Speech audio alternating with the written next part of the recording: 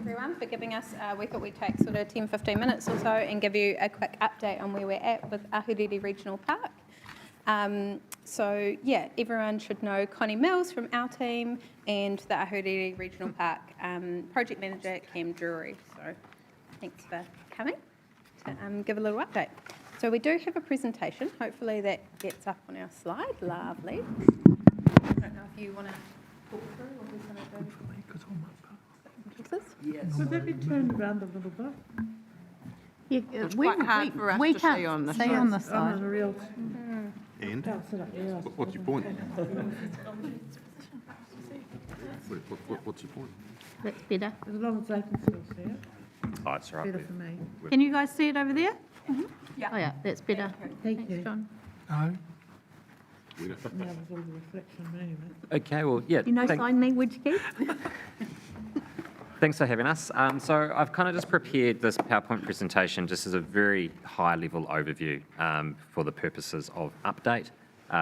It's really just something to lean into while we discuss things, really. If you've got any questions, then just pipe up. It's not very long, and we'll skip through relatively quickly.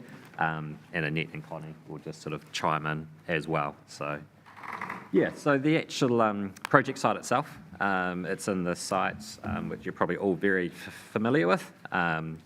And I guess the key thing is really just to note the different environments which the site is within. You've got industrial, you've got urban, you've got lifestyle, and you've got naturalness. So in some respects, it's a great place to do a project. In other respects, they all play their sort of role in different constraints.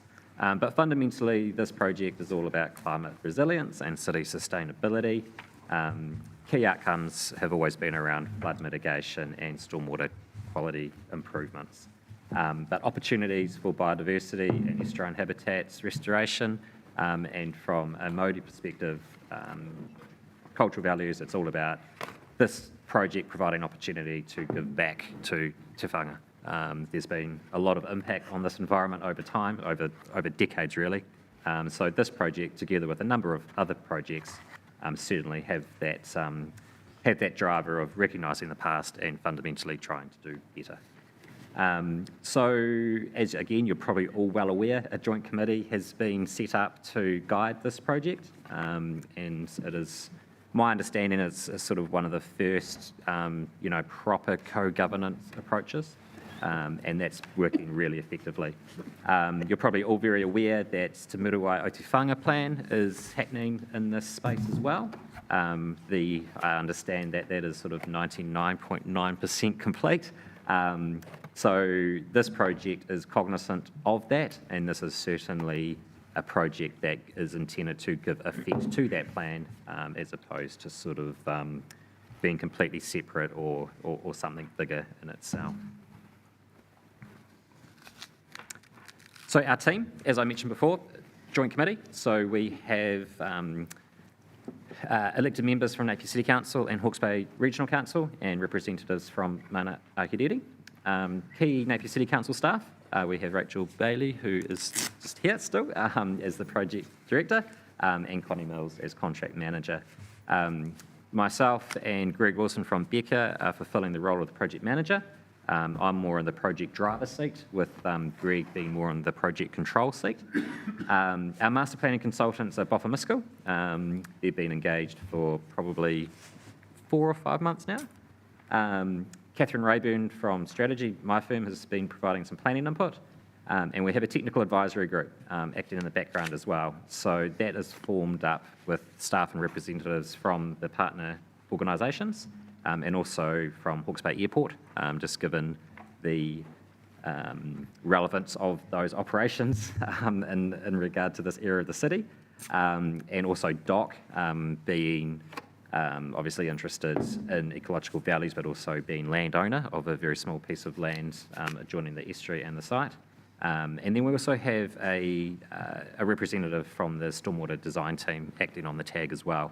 And then lastly, we have a stormwater design team, which is Tolkien and Taylor. So essentially, we have a master planning process occurring alongside a stormwater design process. Different consultants, but integrating them on every aspect possible, really. Journey so far. Yep. Do you want to jump in? I was just going to say, happy to kind of take questions if anyone's got any as we go through. So our journey so far, we obviously had our joint committee established and engaged CAM, and we've gone through all of these steps, and we're now at the stage which I thought was a great time to touch base with you guys where we're at engagement. So we've had a couple of meetings with stakeholder groups. So we met initially with key stakeholders being Department of Conservation and the airport, and they had opportunities to put people forward onto our technical advisory group. You can imagine some of those key concerns around habitat, biodiversity, impact for DOC, as well as adjoining land owner, and then some of the key issues for the airport around bird strike, so the type of habitat we create and what additional risk that might cause to the operations of the airport. So they were quite keen and both took up that opportunity to come on to TAG. And then we've had two sort of stakeholder workshops as well. So we've had, or design hui, that's what we're calling them. We've had one with Mana Ahuriri, and we've also had one with a group of stakeholders, which included, and I might get Connie to run through the list of all the people that were included in that. Yeah, sure. So we had our adjoining neighbourhood groups, and so we really put our tentacles into lots of already stood up organisations to invite them in. So we had Ahuriri Estuary Protection Society, we had members of the local forest and bird, we had Parati and Parklands community neighbourhood groups, we had scouts, we had just Disability. disability group, we had special interests, those who've kind of had a connection with the park previously, like the likes of Hans Rock, knowing that they've got decades of information, and they took up that invitation Yeah. and had really great conversation at the table. Yeah, so Becca, Boffa Miskels, who are doing the side of the master planning work, consultant led those workshops and gained a whole lot of useful information in the sort of first stages of our master plan, which is where we are now. Cam, you want to do initial considerations? Yeah, so what I've done here is just given a few screenshots of some of the initial work that Boffa Miskell have been working through. So apologies if that writing is quite small. It's quite small on my screen as well. But I was sort of just snipping out their material. But what they're really looking at doing here is really understanding all of the different components of the site, what's going on, understanding hazards, understanding levels, understanding access points and so on. A few more there. What ones you got here? We've sort of got just different pathways around the site, and then ultimately trying to begin to sort of map out and bulk up different sort of key nodes that can ultimately be worked with. Yep, you can talk to this one. So some of the initial Becca stormwater work that the team has done is just done some topography work across the site. So you can see up in the sort of top left corner, that dark blue, that's our lowest lying areas, and those green sort of branches that come off that. High level work around storage capacity for attenuation space that we might have. So in high flow events, how much storage space we could accommodate on the park. And those green blocks show the three different catchments of stormwater that we have across the city that would be going into the park. And as you can imagine, each catchment will have different wetland requirements in terms of its treatment and polishing. So that was a really high level piece of work that we did to see how much space we would really have for the core purpose of the park and how much space we might have for other activities on the park as well. And this sort of very high-level initial work was sort of the precursor for the stormwater project that Tonkin and Taylor are now undertaking. So they sort of take this really high-level approach and then begin to really hone in on some of the constraints and refine those design ideas to feed into this master planning process. Can I ask a question? So where will the stormwater come in? So the stormwater will essentially come in probably upstream of the Piramu pump station. What is that there? That there is, I might just get up and point to it because that's probably most effective. Just this one here. Oh, okay. Yep. So it'll be pumped out of there. Will it? That's what that stormwater design or that assessment will refine. So your options are either to pump or to have gravity flow. The levels are very flat, so there might be a combination of both, whether, for example, the wetland treatment, the water going into wetland treatment may be pumped, whereas the water going into attenuation may be by gravity, and then likewise with the outlets as well. So because the site is so flat, that's why we need to do that work to really understand what those solutions will be. So would the typo go onto there too? Again, that's subject to the assessment, so that's one of the matters being considered as part of that stormwater project now. Because that goes in that area, doesn't it? That's right. It's currently shown. So when this work was undertaken, just to begin to get a feel for the potential bulk areas, it was included. But as I say, the work associated with understanding the hydrology and how everything will actually work, that will determine whether or not the typo is in or not. Can I? Yeah, absolutely.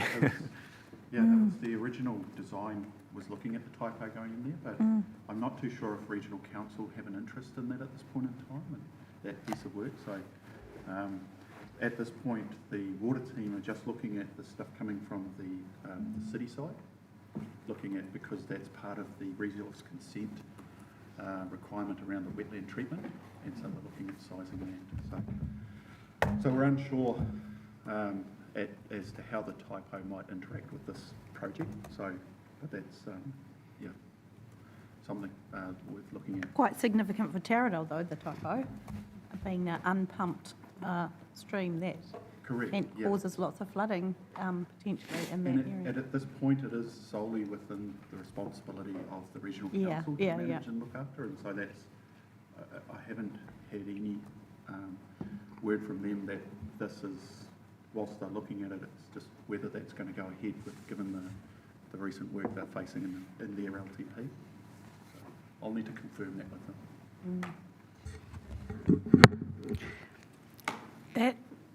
That sounds quite significant in terms of when they're going to do the scoping of the size of the wetlands. Is that what you're saying? Like the water might either go in there or it might not? Is that what you're saying? That Oh, sorry, the original, that graphic there, the original work did allow for the typo to go in there. So that, that made that assessment, because we're trying to work out the size and scale. yeah. It's just, yeah. Is it? Yeah, I'm guessing you don't have the answer now, but I'm quite interested in that process of how that gets worked through in the master planning process. Yeah, so the stormwater design project that Tonkin and Taylor are running now, so their sort of next point is to confirm the project drivers, which will inform their design criteria. So I would suspect that we'll have some more clarity around that matter at that point. Okay. Because you're absolutely right. We need to kind of know at some point whether it's in or whether it's out. If that clarity isn't coming through for various reasons, then there is the option, given that this is, at master plan level, to provide for it, to provide the opportunity, and to let those business cases or other discussions take place, in comfort that it hasn't been ruled out by an earlier master plan level design. Yeah. And sorry, just piggyback on that, likewise with the stormwater, it might not be that it's going to be flexible, so if the demand increases later, provided the space is available, again, to be determined by Tonkin Taylor, that we might build one kind of wetland system, and then there'll be space maybe in the next 15 years if demand increases, and we might take in, say, situation changes with regional council with the type, or there will be those opportunities too, so it's not that we're shutting anything down, we're just responding to what's in front of us. Yeah. And I think the team is quite cognizant of the fact that as the part of this project is about resilience, and as we go into the future in Napier, we know we don't have a whole lot of land intensification. The going up rather than going out is a consideration, so that level of permeable surface, I imagine, in the city over time is going to, or impermeable surface over time will increase, so the amount of stormwater that the park can cater for. We want to build in some flexibility for growth as the city grows as well. And I guess just last comment on that is that it's important, that this isn't the only stormwater solution for Napier. It's part of a broader package. So other things will still be or needing to be looked into. So if the stormwater goes in where you said it would, where does it go out? All to be determined yet. So the location and form of the outlets for the attenuation and treatment wetlands, that'll be worked out. It's that parallel piece of work around the actual hydraulics of the stormwater. Yeah, and I guess a little bit of a loose time frame. There'll be further clarity around that probably over the next 4 months or so. So next slide here is really just giving a bit of a feel for the some of the strawman concepts that the master planners are developing up now. This is really just their process of recording what they're observing through engagement with the joint committee, engagement with the technical advisory team, engagement with different people throughout the stakeholder engagements and hui with mana Ahuriri, and just kind of recording what ideas are sort of popping into their head. This sort of reflects, multiple different options. So just a bit of a flavour. So the kinds of things that the team have built into these initial kind of strawman is obviously we have our attenuation and our stormwater wetland polishing space. A lot of the entrance ways you'll see are off Orutu Drive as a suggested entrance off that roundabout there. Concepts around coastal forests, biodiversity, corridors linking back into the Paraiti Hills was explored to soften the edges of the stop banks. I think for cost considerations, that's probably the feedback we've had is that's unlikely. So we're working within the boundaries of the park itself. At the moment, we've got some complementary commercial space in that bottom right corner that we could possibly have some education space in there as well, and passive recreation movement through the park. So it's just high level, some of the things we're looking at. And I guess the main point to sort of make here is that this thinking is being developed and recorded as we kind of go through the engagement process. So it's just a matter of not necessarily reading in and thinking that decisions have been made. It's really just recording the direction of travel that we're sort of gleaming. So excuse me, the blow cart group, Yep. what happens to them? Are you planning to keep them there, or is it just not sure? So they have a lease for the site that is temporary, and they know about the project. They'll be part of the discussions that we have and the formation of the master plan. I suppose at the end of the day, does their activity match the outcomes that council's keen to achieve on the park is the question, and do they have alternative sites that they've possibly been considering, bearing that they only had a short-term lease as well. Those are sort of conversations that should come out through the master plan. And last slide, basically just a very high-level program. I sort of focused this around, 4 main themes, being engagement, working with the technical advisory group and other people providing technical inputs, working with Tonkin and Taylor in the stormwater design project, and then also obviously the working with the joint committee through workshops and meetings. So the bullet point items there is really just the highlights of the steps that we're sort of working our way through. We're currently in the concept optioneering.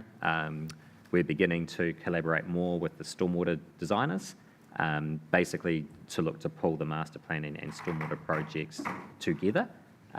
We'll be developing preferred options, analysing through multi-criteria analysis for each of the 2 streams of work, again trying to integrate the best we can. The idea is that we get to a point where we have a preferred option, and then we sort of refine that following the completion of engagement. And that's just sort of only back to that comment that I made. We're trying to keep the design process going while undertaking and listening to engagement, and then make sure that there's a point that we bring it all together. This project will be staged, so there'll be a point there where we actually consider, okay, what are some of the logical stages with this preferred option? The idea is that we can then move into preparing the overall master plan, which is more than just one A3 picture. There's a lot of stuff in behind that. And then we get to a point that, although we would have been working with the joint committee the whole way through, we get to a point where we can actually present that full master plan, and then sort of seek comment, feedback. Hopefully it's pretty much near on, but then we refine and then come back for the ultimate approval.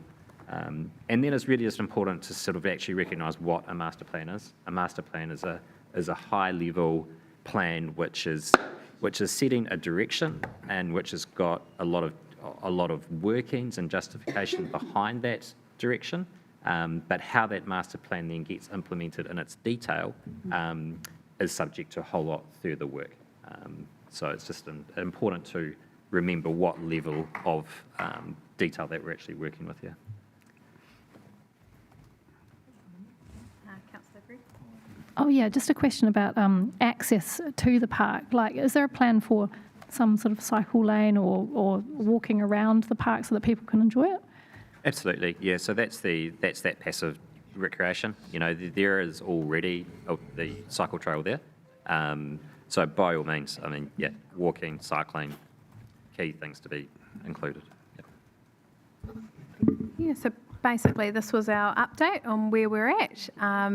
We are going to have an open day on the park later in the year, so I'll make sure councillors are informed of when that is. If that would be lovely if you wanted to come along and talk to people about the space, probably at a stage where we've got a little bit more detail inside that master plan and getting towards making a recommendation to joint committee and then back up to you guys. So, yeah, awesome. Thank you. So hopefully that's a quick overview and you know who's involved and who's doing what. Yeah. Thank you. Thank you. Thanks very much.